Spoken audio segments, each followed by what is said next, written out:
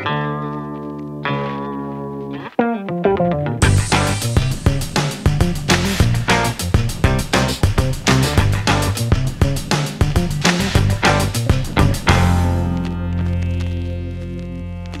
le monde soit en haut du Morne et que toutes les écoles soient évacuées. Voilà.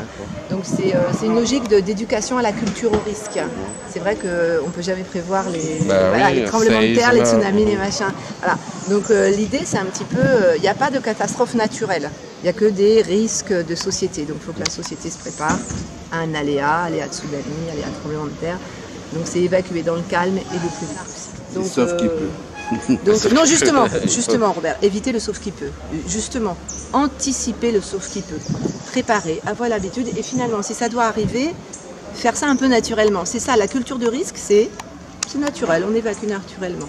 Et pas de sauf qui peut généralisé, une crise peut engendrer d'autres crises. Un accident peut engendrer un autre accident. Non, on est dans une logique de culture du risque. C'est même de l'éducation à la citoyenneté, c'est même prévu au programme d'éducation morale et civique. Les enseignants enseignent la culture du risque, la gestion des risques. En situation réelle, les secousses, et à ce moment-là, on applique les consignes. Le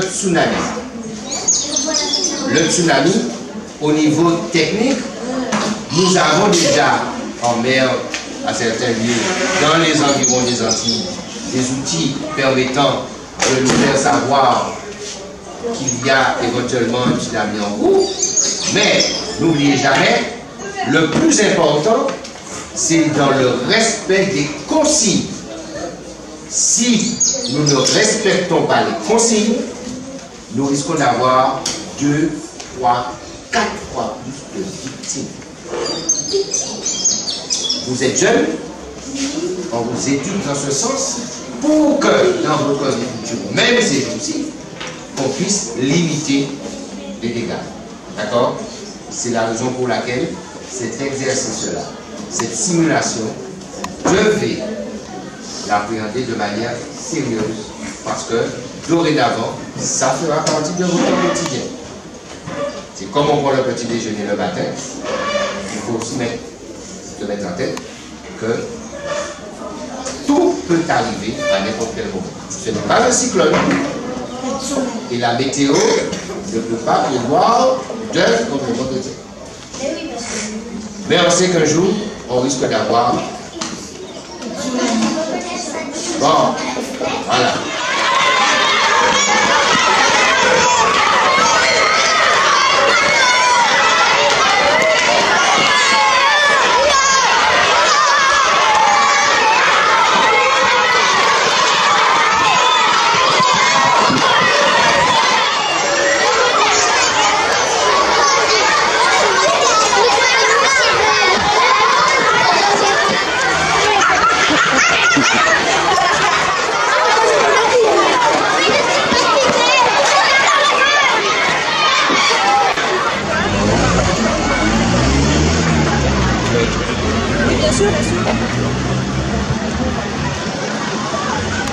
Quel bilan vous faites de cet exercice ce matin?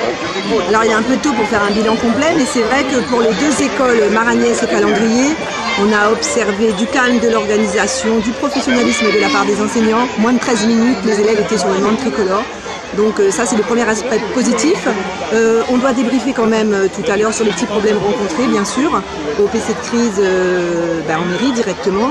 Mais là c'est un premier bilan positif et c'est assez rassurant parce qu'il faut habituer à la culture du risque. On sait que ça peut arriver même si c'est un aléa exceptionnel et il faut qu'on le fasse tranquillement, calmement comme ça s'est passé ce matin. Et donc là, c'est assez positif. Alors pour Sainte-Anne, c'est véritablement un très grand enjeu pour nous parce qu'il faut évacuer plus de 1000 élèves en moins de 15 minutes. Les 4 écoles de maternelle, de primaire sont situées au niveau de la mer. Donc il y a vraiment un enjeu très très important. C'était un exercice à ne pas prendre à la rigolade. Donc ça fait 1000 élèves, plus de 150 personnels adultes, enseignants, agents techniques. Donc ça fait 1200 personnes à évacuer très rapidement. Merci beaucoup. Alors, parler de bilan serait un grand mot. Nous avons tenté de réaliser cette évacuation. L'objectif précisément, c'est de créer chez les élèves et chez les enseignants, hein, ceux qui fréquentent l'école, des réflexes. Alors c'est un premier exercice qui nous a permis de mettre en exergue les insuffisances, les manquements. Le premier, c'est que le signal officiel a été donné alors que nous étions en pleine récréation. Donc ça a créé un petit désordre, un petit panique parce que nous avons prévu l'organisation avec les élèves en situation de classe.